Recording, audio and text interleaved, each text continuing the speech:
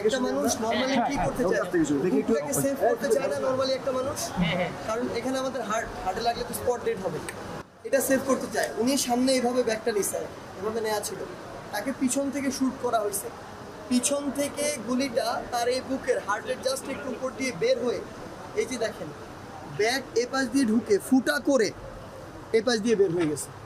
আর আমাদেরকে গল্প শোনানো হয় রাবার বুলেট ছোড়া হয়েছে হেলিকপ্টার থেকে। খামেরা তো দাগ হয় কিভাবে? এই যে ভাবি দাগও যাবে রাগও যাবে, নিন চাকা সুপার হোয়াইট।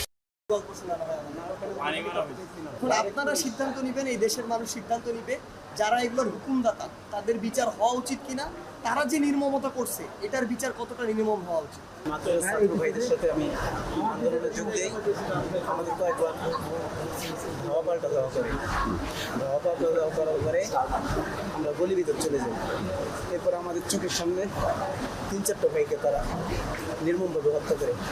ওইটা দেখে আমরা আরও সহ্য করতে না পারি, আমরা সামনের দিকে আগাই। সামনের দিকে আগানোর পরে আবার নির্মমভাবে গুলি করে দেয়। এরপর আমরা আত্মরক্ষার জন্য আমি ঘুরে দাঁড়াইছি, তারপরে আমি কিছু বলতে পারি। আমার পিছন দিক থেকে গুলি লাগছে, এই জায়গা থেকে ভেদ করে এই দিক থেকে ভেদ করে এই দিক দিয়ে বের হয়ে গেছে। এবার আমি জায়গায় পড়ে গেছি, এরপর আমার